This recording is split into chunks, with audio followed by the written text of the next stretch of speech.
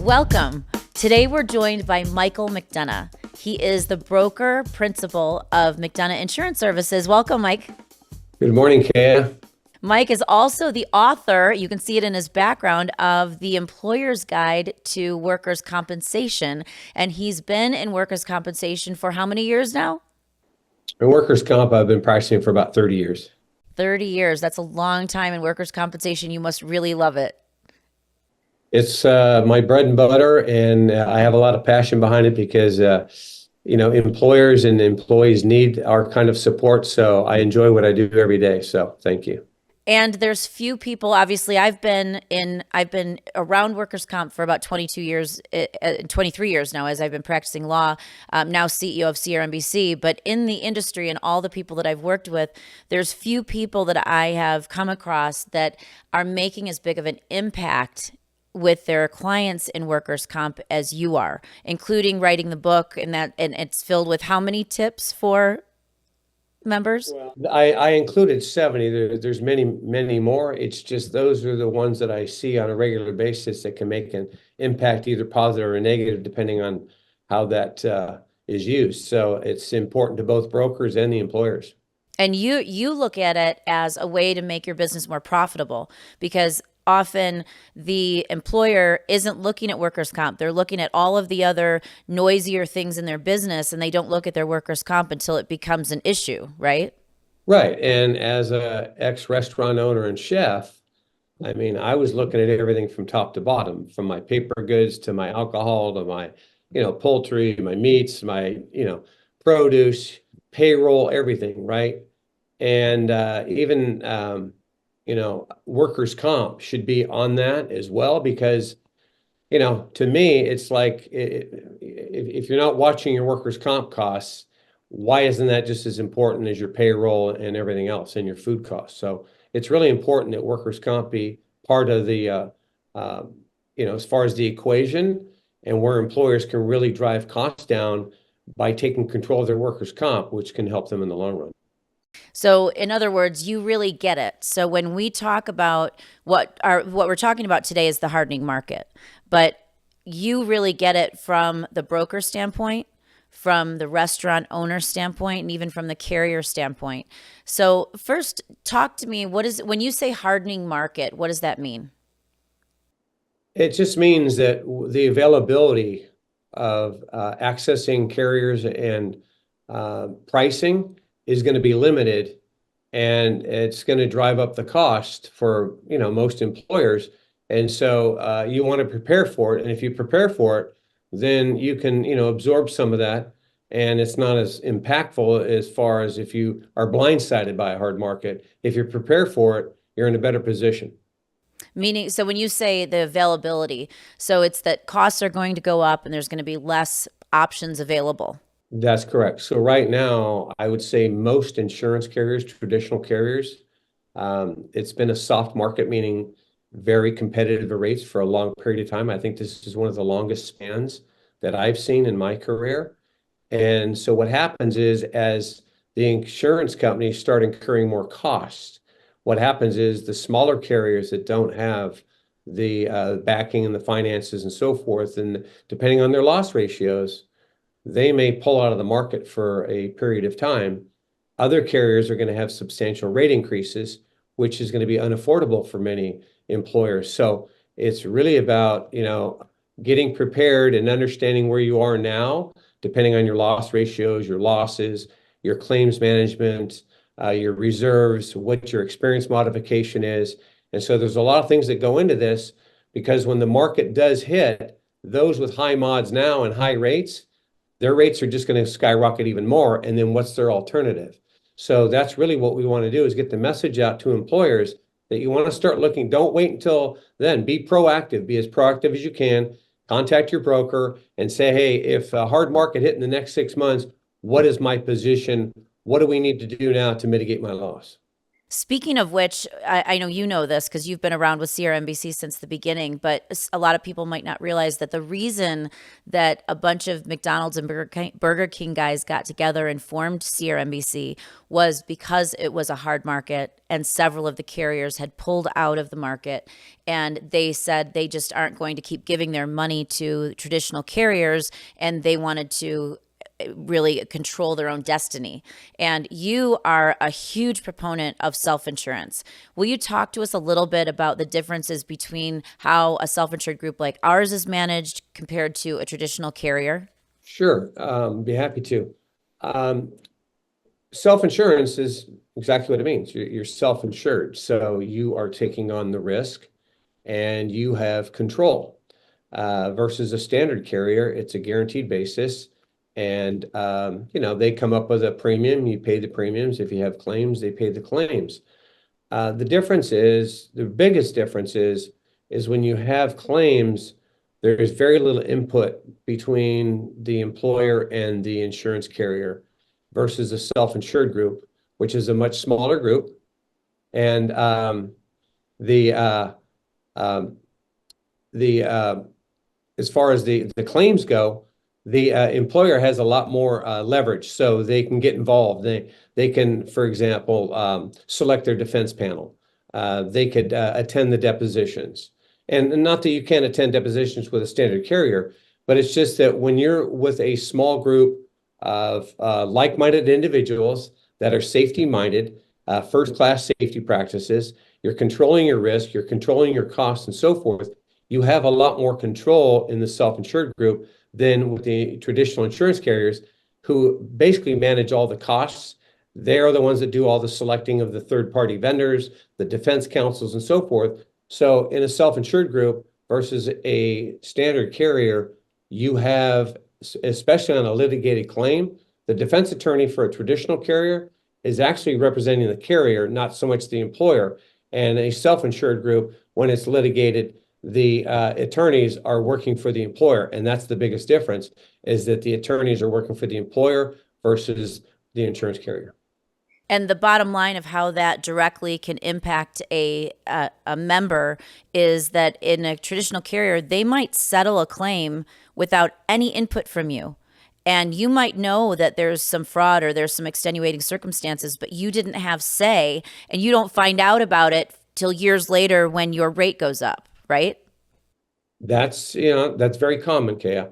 And you bring up a good point. And I don't know how many employers know this, but there's the employer's Bill of Rights. And in those Bill of Rights, it basically says any financial decision made by the insurance carrier that can affect an employer financially has to be shared with them. That's reserves, that's paying out claims and all those things. And I can tell you probably 99 out of 100, the employers that don't know their rights under workers' comp, they're finding out after the fact. And so they'll get their loss runs and let's say they're shopping their insurance for 1 year. And the new broker they're talking to looks at the loss runs and says, "Hey, what's this $100,000 claim here?" And the employer says, "What do you mean $100,000 claim? That was just a minor injury, whatever. How'd it get to 100,000?" Sometimes that's how they find out. They never even knew. And so, yeah, there's a lot more transparency and there's a better communication, in my opinion, with self-insurance than there is traditional insurance. So you have a lot of different clients. Some choose to go to traditional carriers and some choose to self-insure.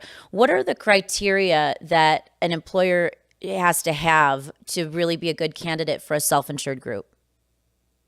Well, first of all, they have to take accountability for their injuries. They want to be involved.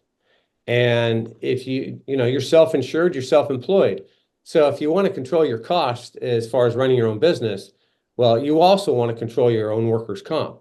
And so the criteria is that you join a self-insured group to save money. It's a long-term play. People get into the stock market and mutual funds. If you don't get a return in a month or 6 months, you jump out. That's not why you go into, the stock market and mutual funds. Same thing with self-insurance. The longer you stay in self-insurance, you're going to ride it out because there's more consistency in the rates. So with the traditional market, depending on the shareholders, the expenses, the return on investments, and so forth, that dictates a lot of their pricing. So when they are, moving the needle around, there's a lot of uncertainty for employers. So with a self-insured group, the rates are predicated based upon the losses of the members, but also as a group. So the rates are more consistent because based upon our actuarial studies and knowing the cost of our excess coverage and things like that, we have a better understanding of where our rates can be. So we're never competing with the standard market or with the other employers. We're just strictly working with the pricing based upon the performance of each of our members. What do you say to members? And it's usually, when I say that what I'm about to say, it's usually coming from their brokers that don't understand self-insurance, or that don't want to, that are making more money at a certain carrier who's paying a bigger commission. What do you say to members or potential members who are being told it's just too risky? Well, I think that they should make the decision based upon their understanding.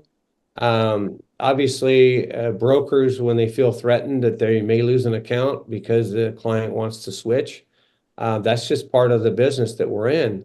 But at the end of the day, if you want to do what's best for your client, then it's really hard when the employer is understanding the program more than the broker, but then they want to get that kind of support and confirmation from the broker that, hey, I'm making the right decision. And if the broker doesn't understand self-insurance or the benefits of self-insurance because of fear, and they don't want to commit to something that they don't understand, they're obviously going to just say that, well, hey, it's risky, it's too risky, don't do that. And in reality, they could be costing their client a lot of money and really putting them in a situation where if they start having claims, their experience mod goes up, things like that. So it's really best that a broker understands self-insurance, the employer understand self-insurance, but more importantly, when you go into a self-insured group, it should be the employer's decision, not the broker's. And that's true with the traditional market as well. Business owners should have enough transparency and knowledge and education to make the best decisions for their business, and that it's not up to their broker. As a broker, I'm here to guide. So I'm here to provide knowledge. And based upon that knowledge, my clients are able to make decisions. Now, obviously, if it's something that's, really strange or off cuff, obviously I'm going to steer them back to where they need to be and make sure they understand, what the decisions are. But for the most part, our job is to make their lives easier, to control their costs, reduce their risk, and give them the best program to win in business. And to me, I think you have to offer both, and it's up to the employer to make the decision whether they feel it's best for them or they want to stay in the traditional market. Mike, you've been placing your members into self-insured groups for 22 years. What is the top benefit that you see for a restaurant owner to join a self-insured group? The freedom of having control and a voice. I've worked very closely with my clients that are in the self-insured group, and they love every aspect of it. They love the camaraderie. They like knowing that they're close to the board, that if there's something they don't like, it's more intimate. They could, like right now, you're the CEO, they can call you and you will make sure they get their questions in. They can go directly to the claims people. They're able to communicate with the administrators. So it's a real team effort, and it's not just all these transactional compartments or departments of large carriers like the auditing or the billing and this and that. No, you know who you're working with. And so once a restaurant owner understands that the group is there to support them and help them win, they just, but the most important thing I would say is that the control. And I haven't had any of my restaurant owners, once they came into the group and they were able to see the results that they were getting, but also the consistent rates over the last 15 years, even though the market's up and down, whatever, they are still dollars ahead of everybody else by staying consistent in this program. So this is music to my ears. In closing, though, let's go back to the hardening market. What is your closing advice to restaurant owners right now about how they can protect themselves and get the best outcome possible in this hardening market? Well, it's going to start with their claims, Kaya, because if those aren't in order, that's really, I would say, the driver of the bus. And what I mean by that is if you're experiencing either frequency or severity of claims, your mod is, above, 100, there's a lot of improvement right there. But even if you're above 200, then that's really, you're really in a danger zone. So if you were looking at somebody's blood pressure as an example, anything over, 140 over 80 these days, they's considered high. Well, I'd look at my workers' comp the same way. I would look at my loss runs. I would see what claims can be closed. I would start looking and going to my workers' comp or my insurance advisor saying, hey, the market's going to be changing. Carriers are going to be stop writing. Rates are going to be going up, especially people that experience modifications like myself. What is the best way to protect myself? And what are all the options available to me? Is it a high deductible plan? Is it a self-insured plan? What is the best option for me and my restaurant right now? And that's really the conversation that you need to be having with your advisor, and then having them find the best solution and getting you prepared for what's coming, because we don't know if it's 6 months. Because, Kaya, I got an email today, and 4 of the top carriers, one is offering 25% commission through July. Another one's, and the other 3 are still offering 20%. So it's not really about the broker's commission. It's really about the client winning. And so, a client shouldn't be overpaying for fees. Just like if they're going to hire an independent consultant, you want to find the best consultant and pay the most, you want to pay competitive rates, the going rate. But, you're paying 20%. Is your advisor earning that 20%? So even though we pay less commission, you have to look at the services that we provide. I can tell you as a broker, my level of services have diminished by being part of the CRMBC over the last 22 years.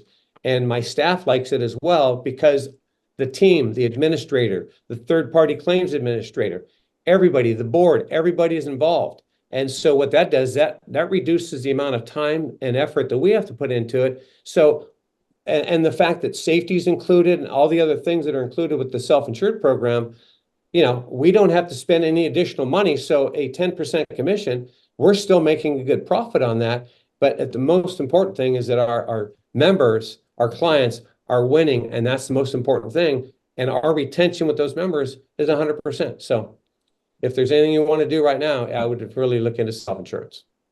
Thank you, Mike. This is all the time we have today. Thanks so much for joining me. And I look forward to having you back on for another podcast, because you have about 70 other tips for members of that, how they can reduce their costs in work comp.